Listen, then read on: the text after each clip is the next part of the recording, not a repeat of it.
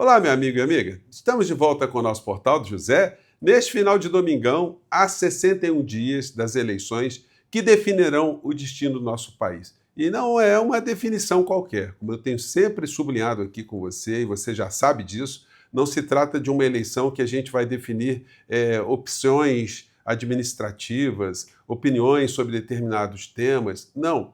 Definirá de fato o que concretamente acontecerá com o futuro da nossa nação.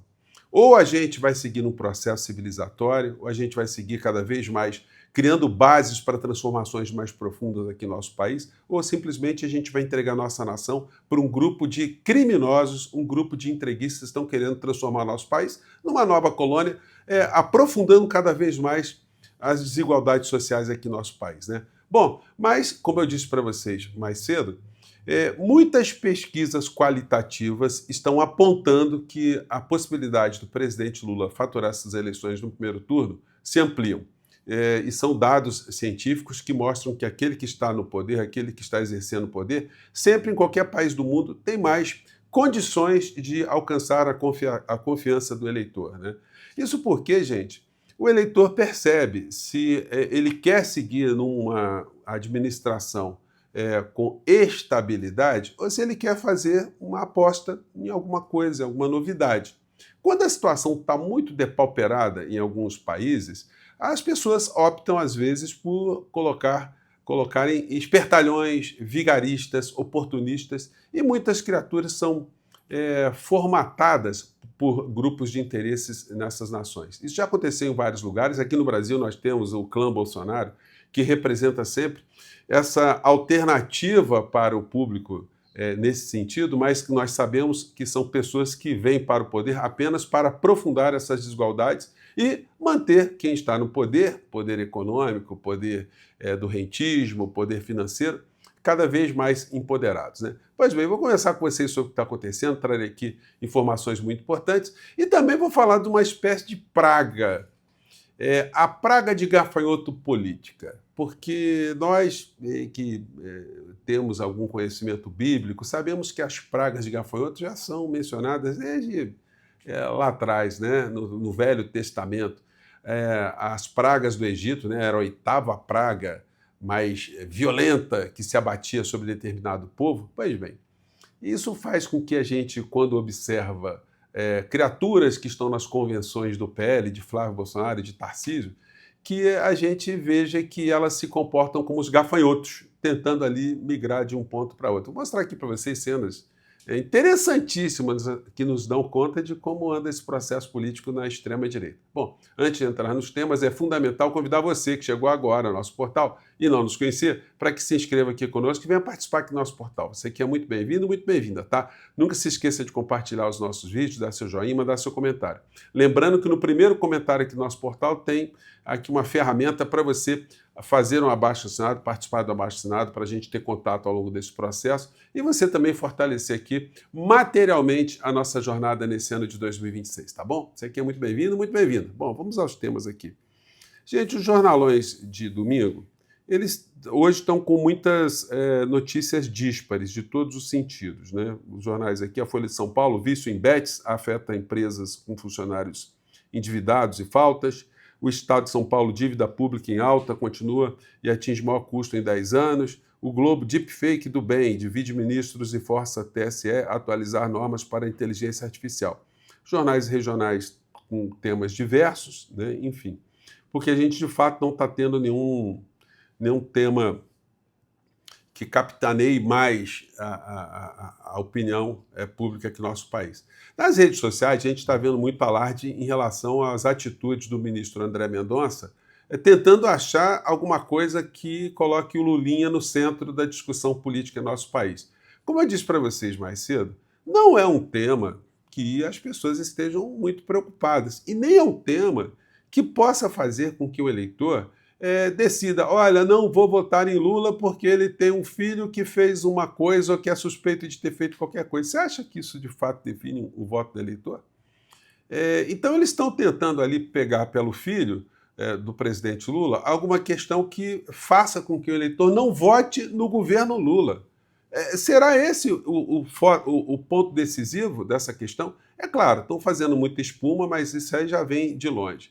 Então, a minha crença, a minha opinião é que isso não vai fazer absolutamente nada, mas vão fazer muita espuma daqui até o processo eleitoral. Porque, como eu disse para vocês, o eleitor que está indeciso ainda, ele vai analisar concretamente o que pode mudar na vida dele. Se ele vai querer uma estabilidade, e o governo Lula, todos os anos de governo Lula, mostraram que se tem uma coisa que aconteceu no nosso país foi uma estabilidade para o bem e para os críticos também que querem mudanças mais profundas na política econômica, por exemplo, né? Enfim, mas é um cenário que está dado aí que a gente sabe como é que ele se desenvolverá numa eventual vitória que nós estamos trabalhando para que aconteça do presidente Lula em primeiro turno.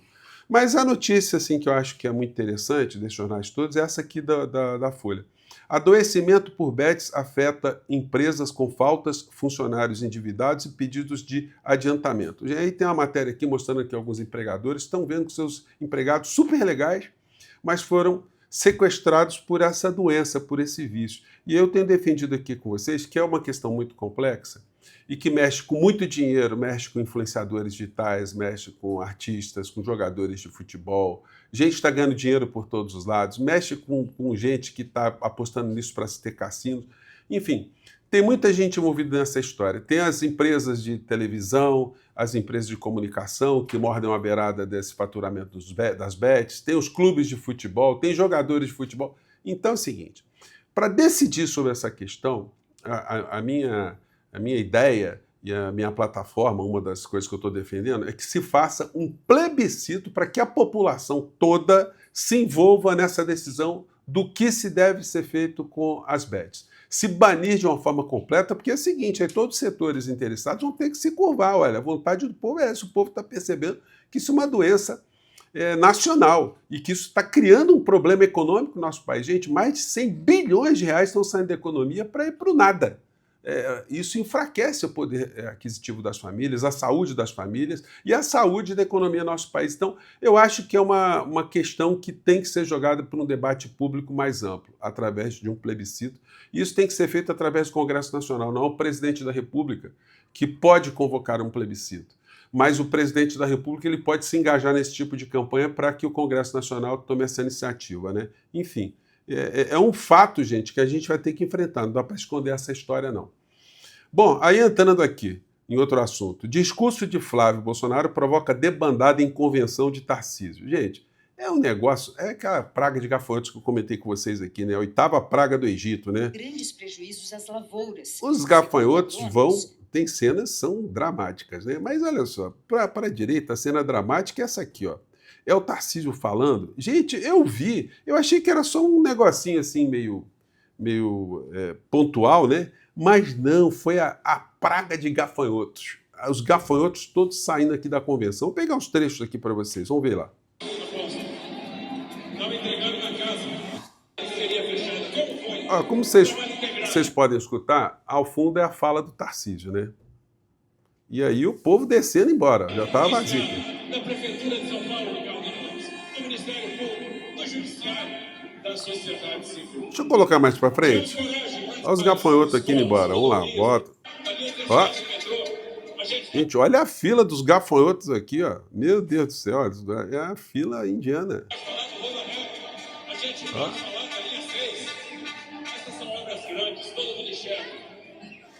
E tem coisa mais bizarra do que isso? O candidato falando e as pessoas se mandando, se indo embora. Olha lá. Ó, indo embora. Agora é o seguinte, né? Esse pessoal da direita empolga quem? Quem é que essa gente pode empolgar? Isso aí é tudo gente contratada a cabo eleitoral, gente.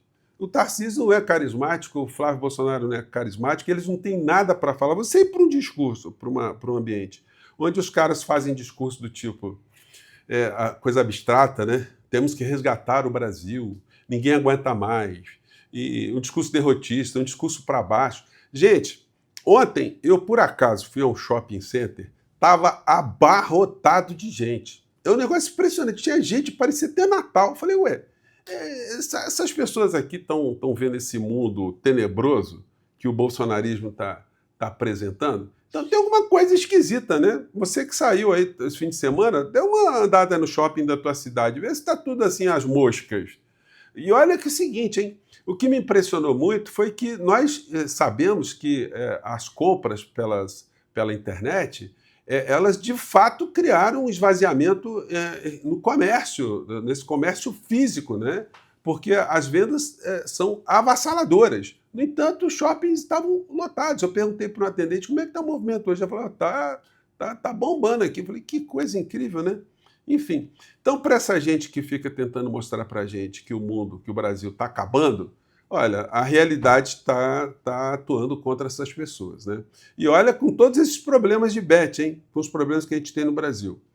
Polícia Federal avalia incluir Flávio Bolsonaro em lista da Interpol para rastrear dinheiro do filme Dark Horse. É isso aí que tem que estar na pauta, gente. É isso aí que tem que ser mostrado. Não é o filho do Lulinha, é o filho do Bolsonaro. O filho do Lulinha não está envolvido em conversa, não tá em falcatrua. Eles estão tentando de todo jeito. O André Mendonça ter aberto 3 inquéritos, gente, para apurar se o Lulinha fez tráfico de influência e de negócios que não aconteceram. Está muito bizarro. Eu acho que isso aí vai acabar prejudicando ainda mais a campanha de Flávio Bolsonaro, porque as pessoas vão percebendo essa história toda, né? Gente, olha, só para dar uma satisfação para vocês, que vocês estão ajudando aqui no nosso portal, olha, entre lá no ranking maior vaquinha do Brasil, no queroapoiar.com.br. Na campanha nacional, gente, envolvendo candidatos a presidente, senador, tudo, nós estamos em 8º lugar aqui. Estamos um pouquinho atrás aqui do meu querido Elias Jabbour, né? Mas nós temos aqui 5.173 pessoas que estão aqui apoiando a nossa jornada. E daqui a pouquinho a gente vai criar mais problemas aí para muitas pessoas aí com a nossa caminhada, né? Vocês estão ajudando, inclusive, que eu faça jornadas com pessoas e saiba a opinião delas. E olha só, estava lá em São Gonçalo, fazendo a matéria que eu estou colocando aqui no nosso canal de cortes, e aí aconteceu isso aqui que eu quero compartilhar com vocês. Olha só, vamos lá.